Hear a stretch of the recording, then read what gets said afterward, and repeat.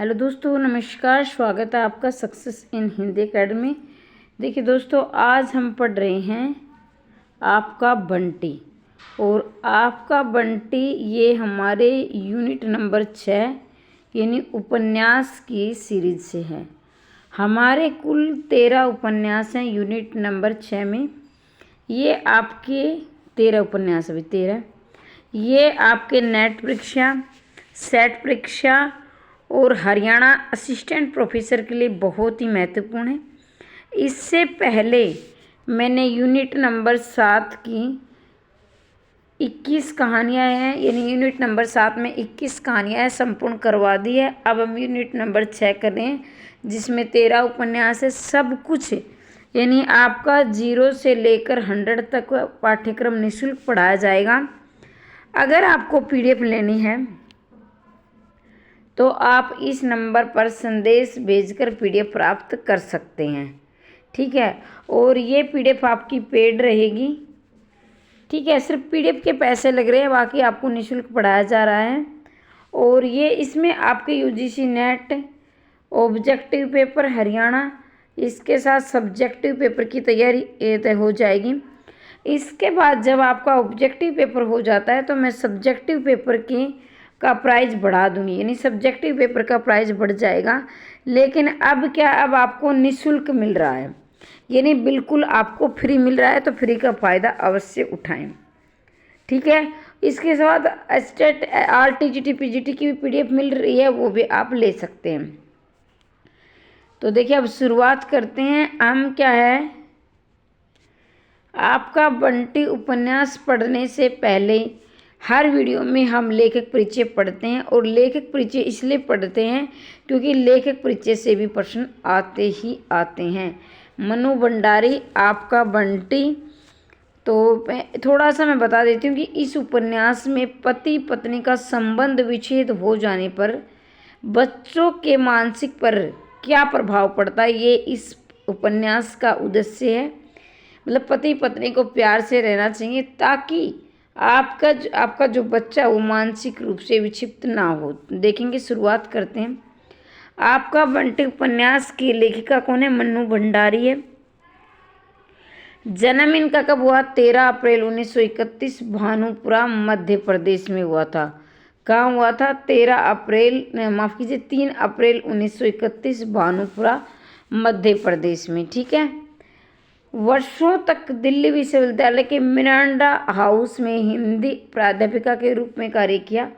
विक्रम विश्वविद्यालय उज्जैन में प्रेमचंद सर्जन पीठ की अध्यक्ष रही और उनके बचपन का नाम महेंद्र कुमारी है। तो यहाँ से प्रश्न काफ़ी बार बनता है कि इनके बचपन का क्या नाम है। मनु भंडारी का बचपन का नाम है महेंद्र कुमारी। और मिरांडा हाउस में ये प्राध्यापिका के रूप में काम किया इन्होंने। और इसके विक्रम विश्वविद्यालय और प्रेमचंद सर्जन पीठ के अध्यक्ष रही है। और ये उज्जैन में है, प्रेमचंद सर्जन पीठ। और उज्जैन भी कहाँ है? मध्य प्रदेश में है। आपका बंटी का प्रकाशन याद रखेंगे। आपका बंटी का प्रकाशन 1931 में हुआ है, माफ़ कीजिए 71 में हुआ है। आपका बंटी का प्रकाशन 1971 में। तो यहाँ से ये पात्र है, कब प्रकाशन हुआ है, कब लिखा गया है, ये सब आपके पेपर में आने का विषय है। लेखिका ने ये उपन्यास अपने पति राजेंद्र यादव को समर्पित किया है। मतलब ये उपन्यास अपने पति राजेंद्र यादव को समर्पित। इस उपन्यास का प्रकाशन धर्मयुग धारावाहिक पत्रिका धारावाहिक के रूप में किया गया था। यानी इस उपन्यास का प्रकाशन धर्मयुग पत्रिका में धारावाहिक रूप में किया गया। मतलब धर्मयुग जो पत्रिका है उसमें इसका क्या है, प्रकाशन हुआ। लेकिन ये धारावाहिक रूप में, धारावाहिक का मतलब होता है जैसे आपके सीरियल चलते हैं ऐसे ये उपन्यास क्या है, नाटकीय ढंग से दिखाया गया है। आपका बंटी मनु भंडारी के इन बेजोड़ उपन्यासों में इनके बिना न 20वीं शताब्दी हिंदी उपन्यास की बात की जा सकती है, न स्त्री दिवस को सही धरातल पर समझा जा सकता है। मतलब अगर हम 20वीं शताब्दी की बात करें, 20वीं शताब्दी कब शुरू होती है? तो 1900 प्लस होते ही 20वीं शताब्दी शुरू हो जाती है।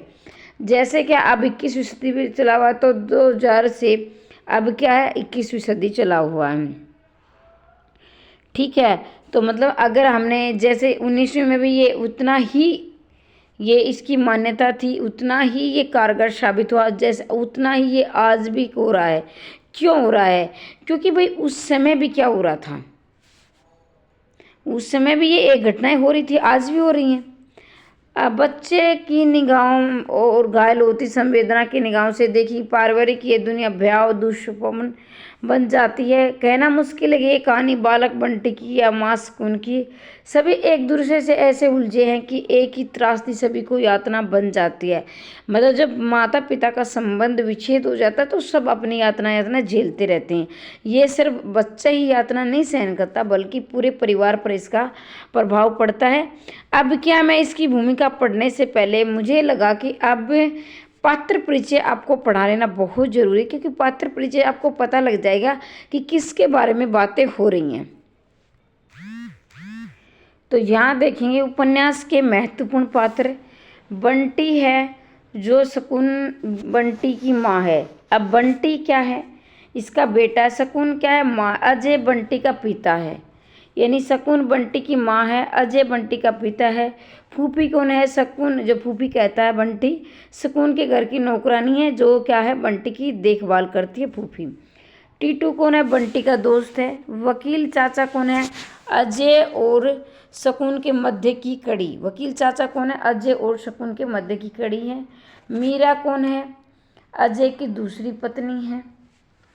डॉक्टर जोशी कौन है? शकुन के दूसरे पिता हैं।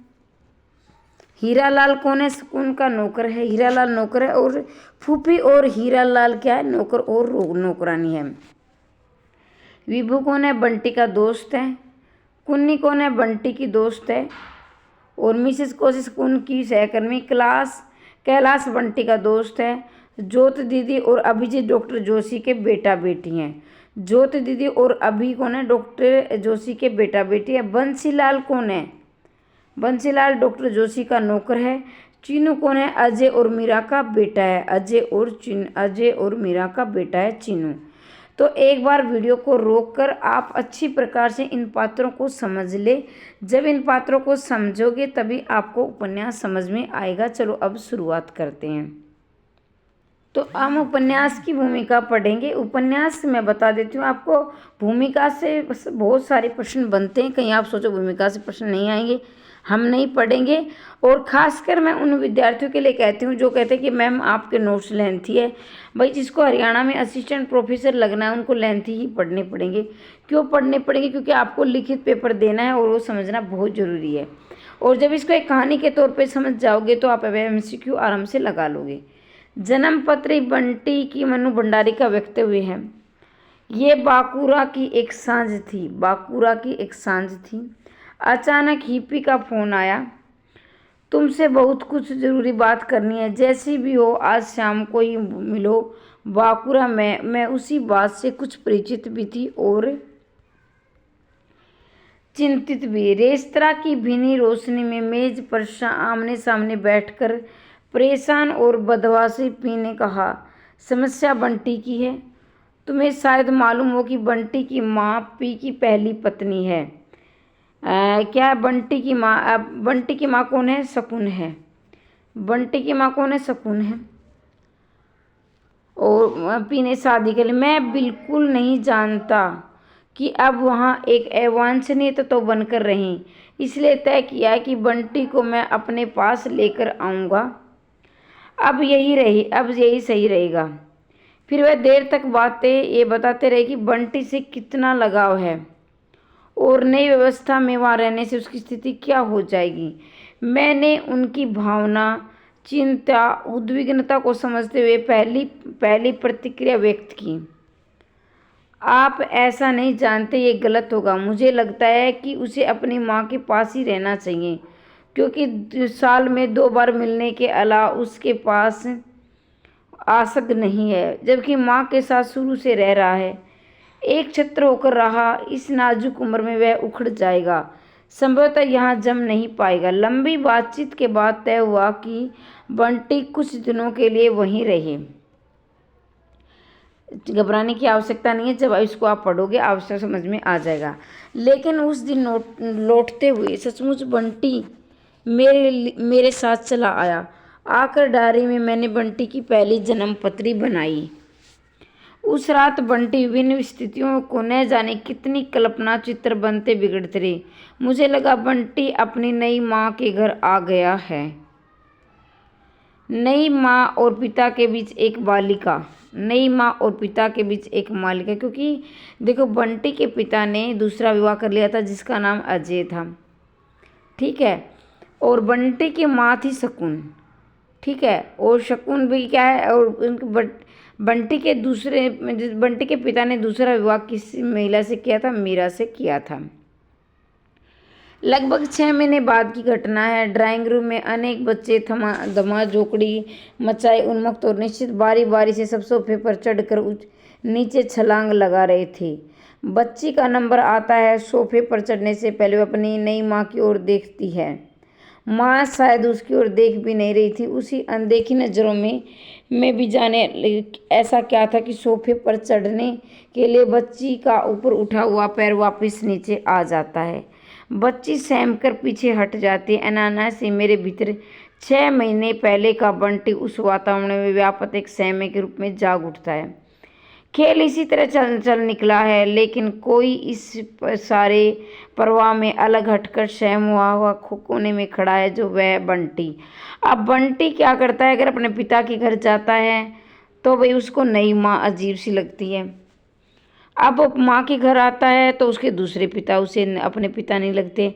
ऐसा बच्चा घुट घुट कर जी रहा है। रात में सोई तो लगा 6 महीने पहले जिस बंटी को मैं अपने साथ लाई थी वह सिर्फ एक दयनीय मुरझायापन बनकर रह गया है। एक चित्र, सिर्फ पुरानी माँ और बंटी। मैं कमरे में प्रवेश करती हूँ। चौंकाने वाला दृश्य सामने आता। टूटी हुई प्लेटें, बिस्किट, टोस्ट बिखरे पड़े। बंटी माँ के शरीर पर लगातार मुक्के मार रहा है। तुम कहाँ गई थी? किसके साथ गई थी? क्यों गई थी? मेरी उपस्थिति के बावजूद इधर से थोड़ा देर तक चलता रहा। माँ तिलमिलाहट और गुस्से और दुख को दबाकर मेरे सामने सहज होने की बहुत कोशिश करी थी, लेकिन उस वातावरण में दम घोटू तनाव में वहाँ फिर कुछ भी सहज नहीं हो पाता है।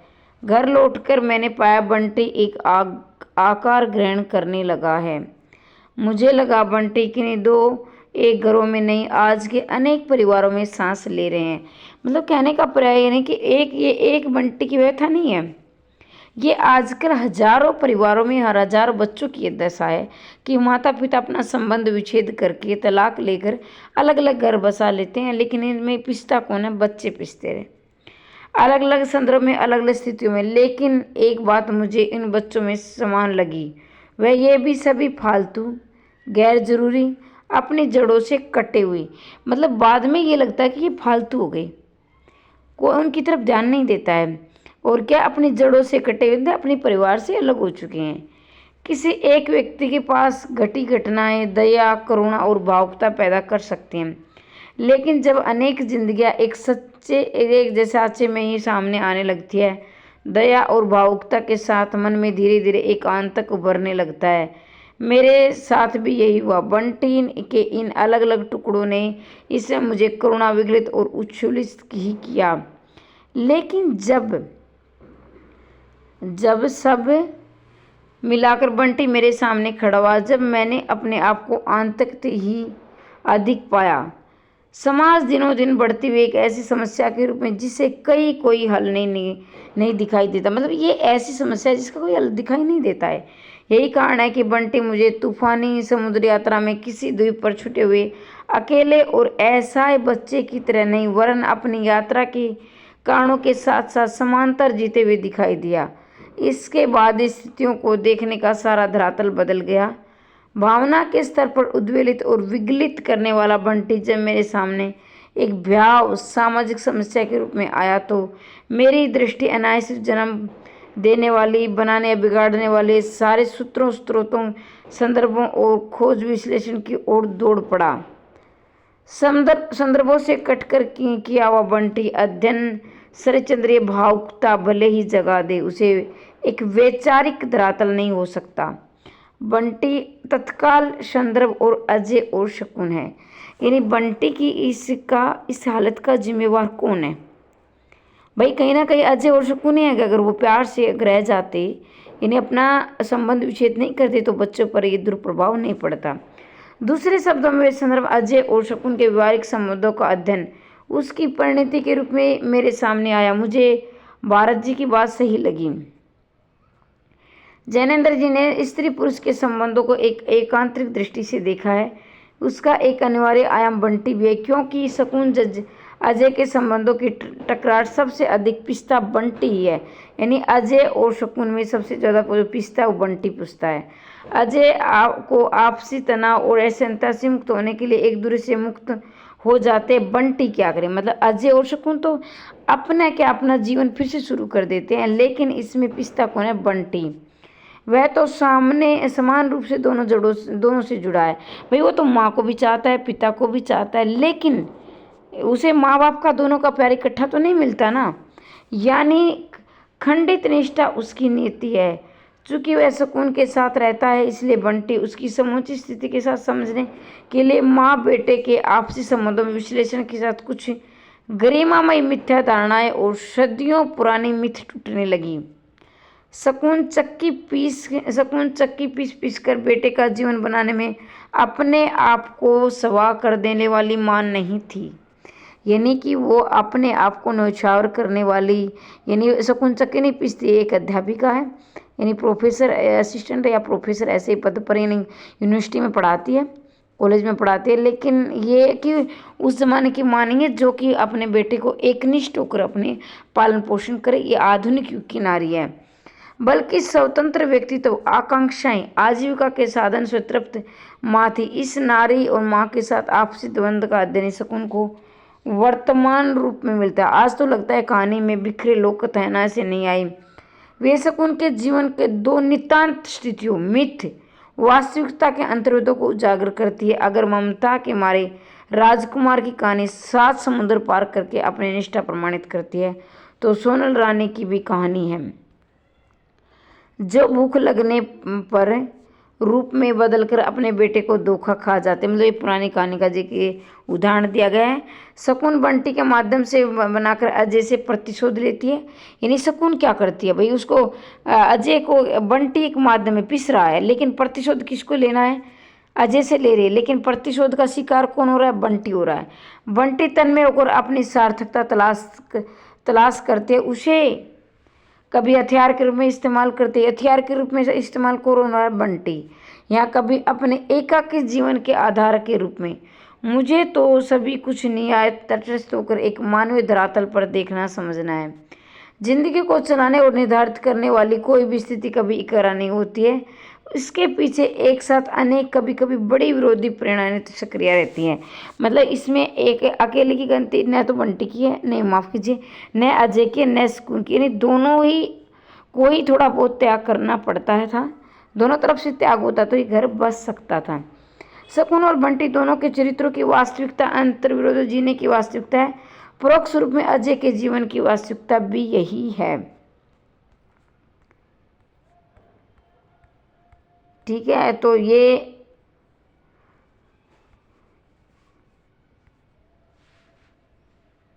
ठीक है भाई, थोड़ा पढ़ लेते हैं इसमें। वैसे तो इसमें ये थोड़े पढ़ने के लिए वो शायद यही कारण है कि इस त्रिकोण की एक भुजा को न अस्वीकार कर नहीं सकी, न ही गलत सिद्ध कर सकी। पात्र अपनी अपनी दृष्टि, संवेदना, सीमाओं एक दूसरे को गलत सही कहते रहे हैं, लेकिन देखना यह जरूरी होता है कि लेखक समझे किसी पक्षपात को नहीं करा।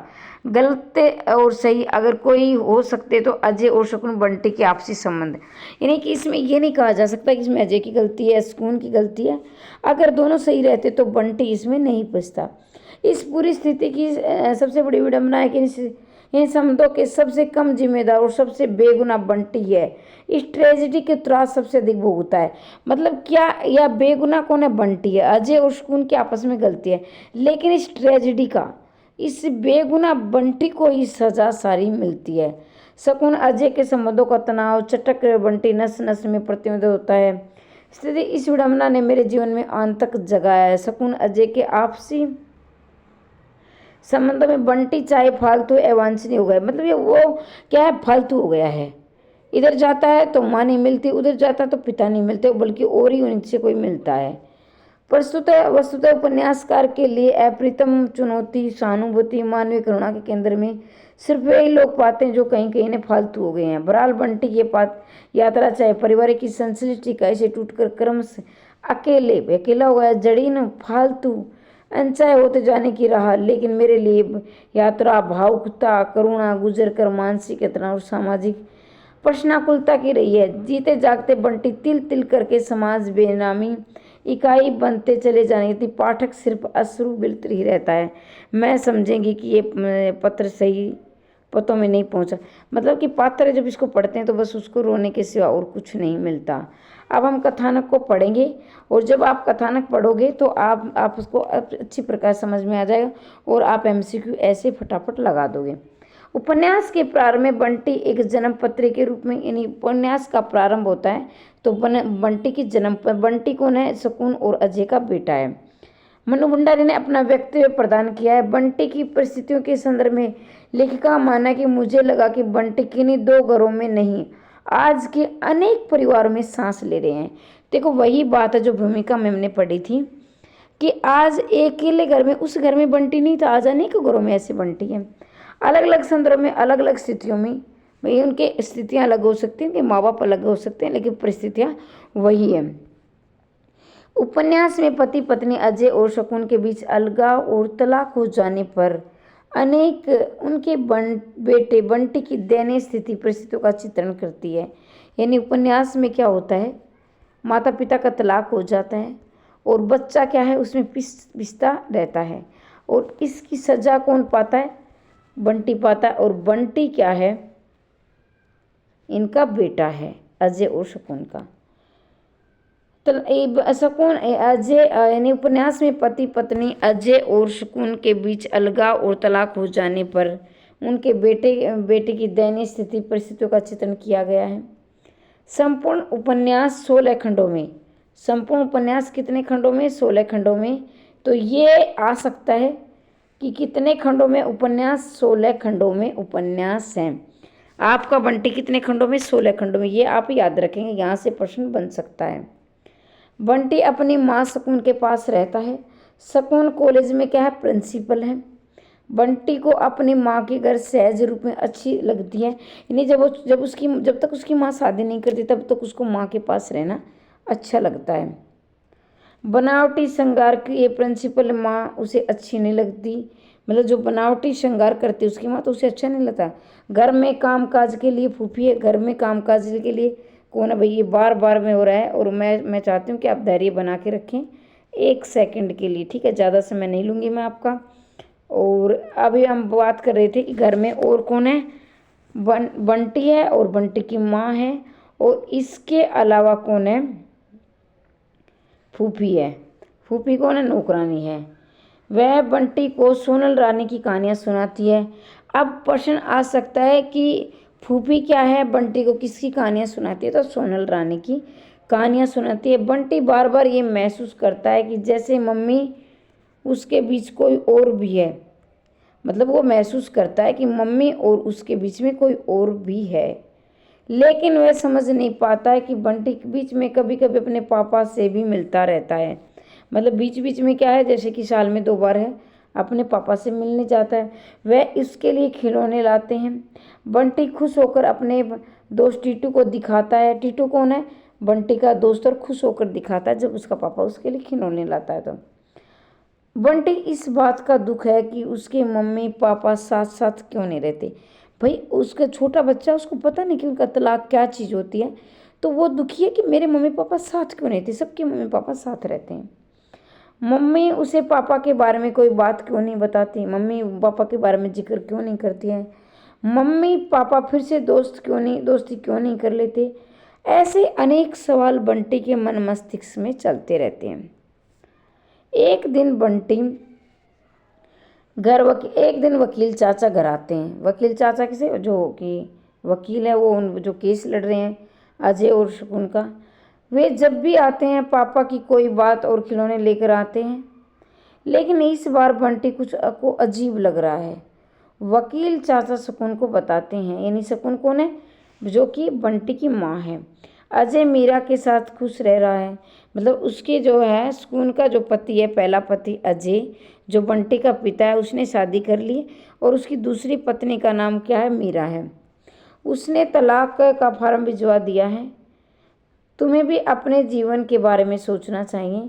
बंटी को मम्मी का उदास चेहरा अच्छा नहीं लगता। अब जब वकील चाचा आते हैं तो मम्मी उदास हो जाती है, और बंटी को ये तो कि वकील चाचा आते हैं जब मम्मी उदास हो जाती है, लेकिन उदास क्यों होती है बच्चे को पता नहीं है।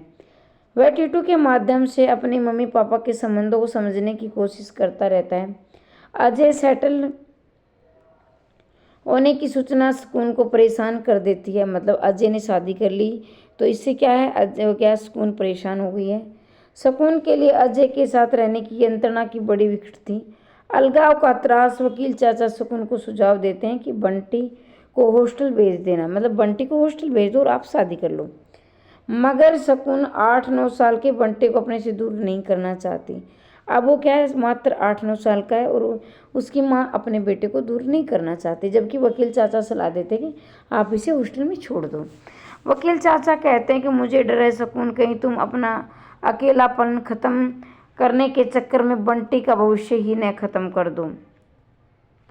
शकुन मन में सोचती है कि वह बंटी को अजय से कभी नहीं मिलने देगी। बंटी केवल उसका बेटा ही नहीं, वह हथियार भी है। मतलब कि ये है कि शकुन नहीं चाहती कि उसका बेटा अजय से मिले, यानी उसके पहले पति से मिले, जिससे वह अजय को टॉर्चर कर सकती है। मतलब अगर वो अपने पति से बंटी को नहीं मिलने देगी तो भाई वो टॉर्चर होगा, परेशान होगा, वो क्या है उसको हथियार के रूप में इस्तेमाल करती है। शकुन को डॉक्टर जोशी का ख्याल आता है, जो उसकी तरफ आकर्षित होते हैं। अब क्या है, डॉक्टर जोशी आकर्षित किसकी तरफ है, शकुन की तरफ है। अजय बंटी से मिलने आता है। बंटी प्रसन्नता से मिलता है। घर लौटकर जब बंटी मम्मी को उदास देखता है तो मन में सोचता है कि उसके पापा से मिलकर कोई गलत काम तो नहीं किया, यानी जब वो तो मिलकर खुश होता अपने पापा से, लेकिन क्या शकुन उदास हो जाती है। फिर वो सोचता है कि मैंने अपने पिता से मिलकर गलत काम तो नहीं किया, मम्मी उदास क्यों है। बंटी की आदतों को लेकर फूफी परेशान रहती है। वह शकुन से कहती है, मत इतना सिर चढ़ाओ बहू जी, हम अभी से कह देते हैं, फिर आप ही दुखी होगी। अजय और शकुन का तलाक हो जाता है। मतलब फूफी कहती है कि अभी से इसको सिर पर मत चढ़ाओ, नहीं तो परेशान हो जाओगी। फूफी कौन है, उसके घर की नौकरानी है। अपनी मम्मी को उदास देखकर बंटी बालमन में सोचता है कि मम्मी बहुत उदास है, इसलिए उसे भी उदास रहना चाहिए। बंटी को अपने घर के बगीचे से बहुत प्रेम है। वह अपनी मम्मी को दुखी देखकर एकाएक समझदार और बड़ों जैसा होकर व्यवहार करने लगता है। वह किसी तरह अपनी मम्मी को दुख को कम करना चाहता है, यानी कि बच्चा क्या है, परिस्थितियों ने समय से पहले बड़ा कर दिया है। शकुन और डॉक्टर जोशी की नज़दीकियाँ धीरे धीरे बढ़ने लगती हैं। बंटी को ये अच्छा नहीं लगता। उसे लगता है कि मम्मी अब उसकी तरफ ध्यान नहीं देती है। बंटी उसे पढ़ाई में पढ़ाई कम करने लगता है। वह चिड़चिड़े और स्वभाव का बनता चला जाता है। बंटी को डॉक्टर जोशी के बच्चों ज्योत दीदी और अभी से मिलवाया जाता है, यानी बंटी को डॉक्टर जोशी के जो दो बच्चे हैं, ज्योत यानी लड़की है ज्योत, और अभी कौन है, लड़का है। वह कुछ भी नहीं समझ पाता है। शकुन और डॉक्टर जोशी शादी कर लेते हैं। फूफी नाराज होकर घर छोड़कर चली जाती है। अब क्या है, शकुन और डॉक्टर जोशी शादी कर लेते हैं और फूफी नाराज होकर घर छोड़कर चली जाती है। बंटी अपने नए पापा के घर आ जाता है, लेकिन उसका स्वभाव लगातार बिगड़ता चला जाता है। बंटी के इस रवैये से परेशान होकर शकुन सोचती है कि बंटी को दरार ही बनना है तो मीरा और अजय के बीच में बने। ठीक है, अजय और डॉक्टर जोशी बंटी का मन जीतने का प्रयत्न करते हैं, लेकिन कुछ भी सफल नहीं हो पाता है। बंटी ये महसूस करता है कि शादी के बाद मम्मी बदल गई है। अब वो लगता है कि मम्मी ने दूसरी शादी करी तो मम्मी बदल गई, मुझसे प्यार नहीं करती है। अब उसके पहले वे ख्याल नहीं रखती है, पहले जैसा ख्याल नहीं रखती है। उसे नए घर में अच्छा नहीं लगता है। मम्मी मिसेस बत्रा से मिसेस जोशी बन गई है, यानी मिसेस बत्रा से मिसेस जोशी बन गई है, लेकिन वह अरूप बत्रा ही रहना चाहता है। बंटी की जिद बढ़ती जाती है, वह घर की तरह स्कूल से भी उखड़ जाता है। बंटी चाहता है कि मम्मी उसकी वजह से परेशान है, उसकी तरफ ध्यान दें, उसे पहले की तरह प्यार करें, लेकिन ऐसा नहीं हो पाता है। एक समय के बाद बंटी गुस्सा और जिद बंद हो जाते हैं। मतलब एक समय के बाद वो ये भी करना वो छोड़ देता है। वह भीतर भीतर सहम जाता है। शकुन बंटी से पूछती, क्या तेरा सचमुच ही मन नहीं लगता? तू पापा के पास जाना चाहता है? जाएगा। बंटी उसके पापा के साथ जाने के लिए तैयार हो जाता है। मतलब उसके पहले पापा से जिसने उसे जन्म दिया है। बंटी को लगता है मम्मी उसे रोक लेगी, कहीं भी जाने नहीं देगी, लेकिन मम्मी उसे नहीं रोकती है। जिद्दवश बंटी उसके पापा के साथ कलकत्ता चला जाता है। कलकत्ता पहुंचकर बंटी को लगता है, देखो यहाँ जगह के नाम दिए गए हैं, तो कई बार ऐसा आ सकता है कि बंटी के जो पापा कहाँ रहते थे, कलकत्ता दिल्ली, ऐसे ऑप्शन मिलेंगे तो कलकत्ता आप याद रखेंगे। बंटी को लगता है कि यातना गृह निकल कर दूसरे यातना गृह में आ गया है। मतलब जेल लग रही है उसे, वो घर नहीं जेल लग रही है उसे। नई मम्मी मीरा का व्यवहार रास नहीं आता है। जो नई मम्मी है मीरा, जिसे अजय ने दूसरी शादी करी है, उसका व्यवहार उसे रास नहीं आता है। अजय उसे हॉस्टल में भेजने का निर्णय कर लेता है। बंटी का मन वापस मम्मी के पास जाने को होता है। इसी मनोदशा में बंटी हॉस्टल जाने का सफ़र करता रहता है और भीतर भीतर रोता रहता है। अब बच्चा क्या है, माँ के पास भी खुश नहीं है, बाप के पास भी खुश नहीं है। अब वो हॉस्टल जाता है, वहाँ भी अंदर अंदर घुटता रहता है। तो यहाँ हम कुछ घटनाओं का जिक्र करेंगे। मम्मी शकुन और फूफी के साथ बंटी का सामान्य और सुखद जीवन। ये नहीं जब वो सुख से जी रहा है, भले उसके पापा अलग हैं, लेकिन पहले से उसका व्यवहार, मतलब बाद की से देखा जाए तो पहले वो खुश था, क्योंकि फूफी का भी प्यार मिल रहा था और पापा का भी कभी कभी मिल जाता था और मम्मी का भी।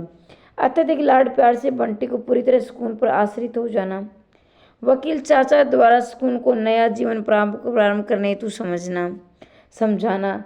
मम्मी पापा के रिश्ते को लेकर बंटी की जिज्ञासा एवं उनकी दोस्ती करवाने की बाल सुलभ सोच। बंटी के पिता अजय सुकून से अलग होकर मीरा के साथ रहना। शकुन द्वारा लगातार मानसिक यातना झेलते जाना। बंटी का अजय से मिलना और शकुन का दुखी होना। शकुन और अजय का तलाक तथा शकुन का डॉक्टर जोशी के साथ विवाह करना।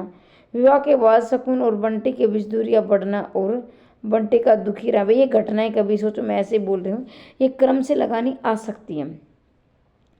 शकुन द्वारा बंटी को अजय के साथ भेजने का तय विचार करना। बंटी का अजय के साथ कलकत्ता चले जाना।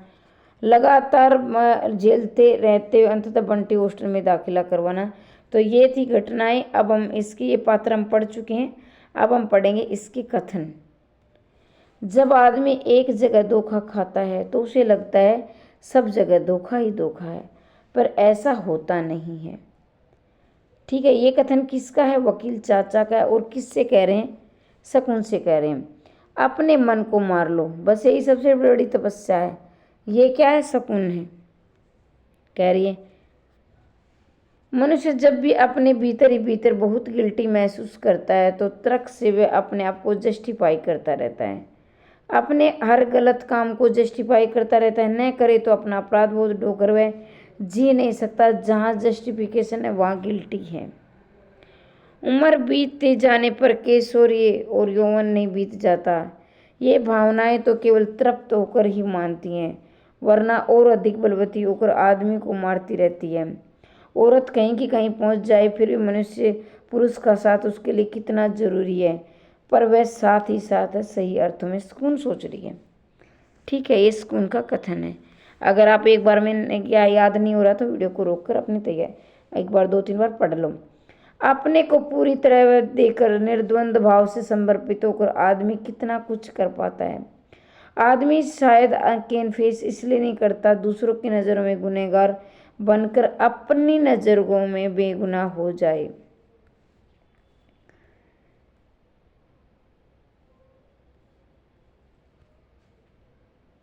तो एक बार मैं ये कथन भी आपको थोड़ा सा वैसे दिए डिटेल में दिए हैं, इन्हें को और पढ़ लोगे तो आप अच्छी तरह से तैयारी हो जाएगी आपकी।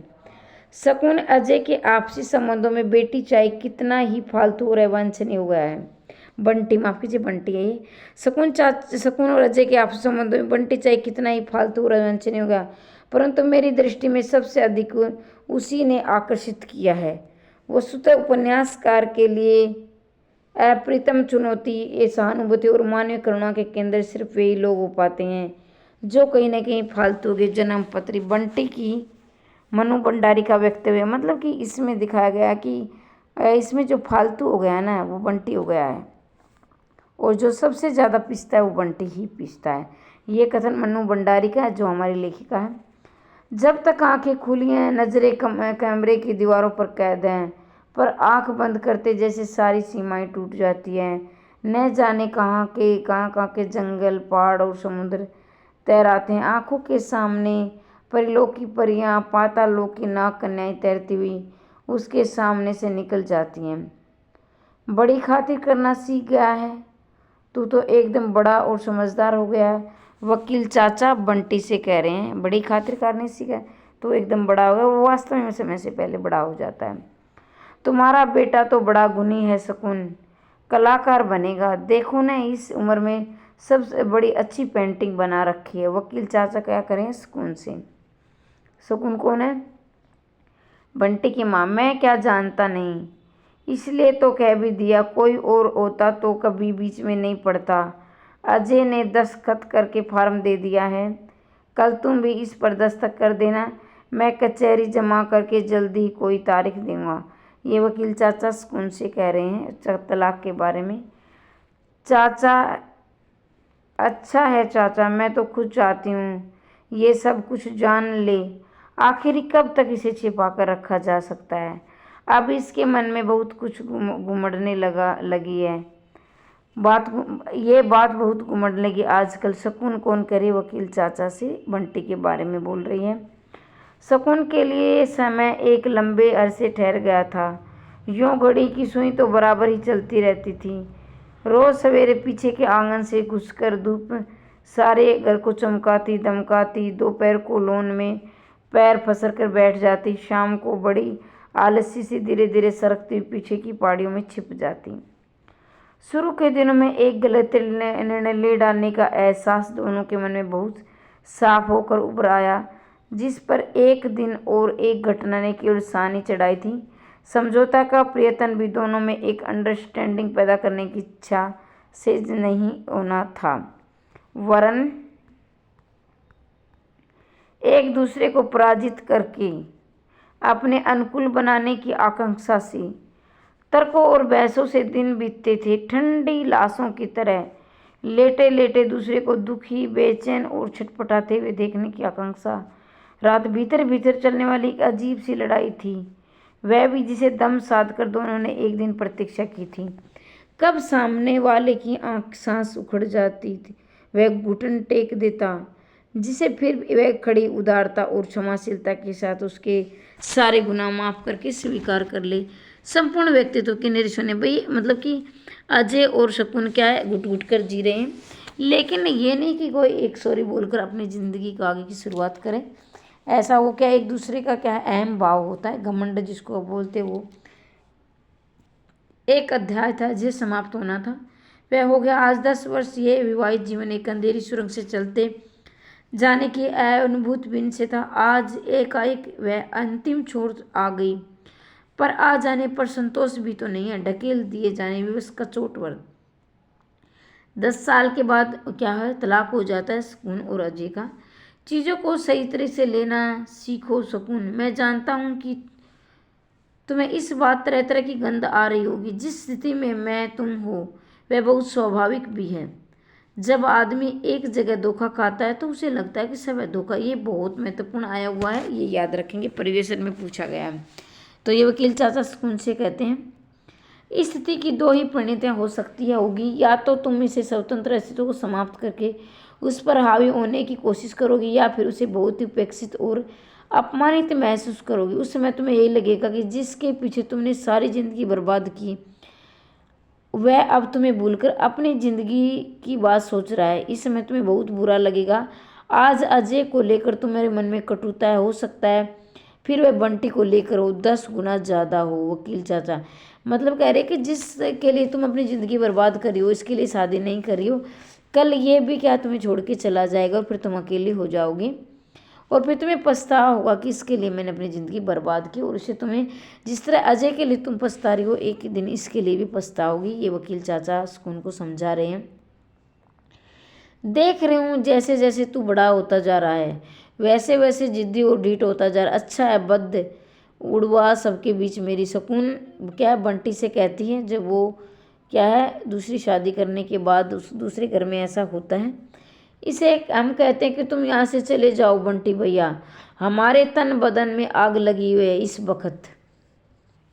बहू को लेकर जाना है थाना कचहरी में खड़ा करेंगे, मर्दानगी दिखाएंगे। अरे हाथ पकड़ निभाने की मर्दानगी जिनमें नहीं होती वैसे ही मर्दानगी दिखाते हैं। अनबन किसमें नहीं होती, क्या ब्याही औरत को यूं ही छोड़ दिया जाता है। फूफी कह रही है बंटी नहीं भाई इसमें हम कहते तुम यहाँ से चले जाओ बंटी भैया, हमारे तन बदन में आग लगी है इस वक्त। फूफी बंटी से तुम 2 ब्याहों में बंटी को अपने में समेटा, बिना जरा भी विरोध किए इस बार सिमट गया, मानो बड़ी देर से किसी की प्रतीक्षा कर रहा हो। एक बार मनुआ के गले में बाँह डालकर चिपट जाए पर हिलना तो दूर, सांस लेने की हिम्मत नहीं इस पर उसमें।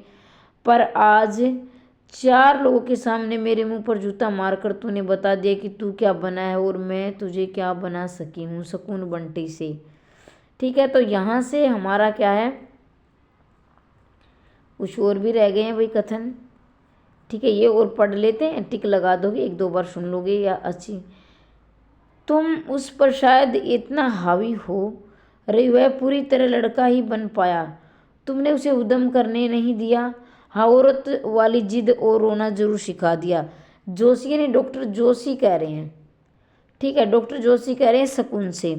और डॉक्टर जोशी कौन है, शकुन के दूसरे पति हैं और बंटी के बारे में कह रहे हैं। क्या अच्छा, क्या प्रेम सचमुच ही मात्र एक शारीरिक आवश्यकता है, एक सुविधाजनक एडजस्टमेंट का दूसरा नाम है। बताओ तुम्हें क्या कभी अपनी पत्नी की याद नहीं आती, और आती है कि तो क्यों, उसे तुम क्या कहोगे। शकुन जोशी से पूछ रही है, डॉक्टर जोशी से। शादी के बाद ये बंटी का रवैया है, तुम्हारे साथ अकेले रहते रहते बहुत पजेसिव हो गया है। वह किसी और को तुम्हारे साथ देख नहीं सकता, तुम किसी और को। डॉक्टर जोशी शकुन से कह रहे हैं कि न तो वो अकेला आपको किसी के साथ नहीं दे सकता है और न आप अकेले रहकर आपको भी अकेले रहने की आदत हो गई है। बाप के रहते ये बिना बाप का हो रहा है, अब माँ के रहते ये बिना माँ का न हो जाए। फूफी शकुन को समझाती है। ऐसा ही होता है बहू जी, ऐसा ही होता है। अपने बोए सींचे पौधों को ऐसा ही मोह होता है, बिल्कुल संतान जैसा। जहाँ एक बार लगाओ वहाँ उखाड़ा नहीं जा सकता। माली शकुन से और ये आ सकता है। इस प्रकार के कथन पूछे जाते हैं। इस देश में 2-3 भी नहीं, बस 2 बच्चे पैदा करने चाहिए। तीसरा बच्चा फालतू बच्चा, तीसरा बंटी फालतू। मतलब बंटी क्या है, 3 बच्चा हो गया, जबकि डॉक्टर जोशी के 2 बेटे थे। तीसरा बेटा वो जो बंटी चला गया। ठीक है बेटे, तू वहीं चला जा, तेरे पापा तुझे लेने आ रहे हैं। अब मैं भी नहीं रोकूंगी। जब तू खुश नहीं है तो आखिर अपने पापा से कम जिद्दी तो तू भी नहीं है, सुकून बंटी से कह रही है।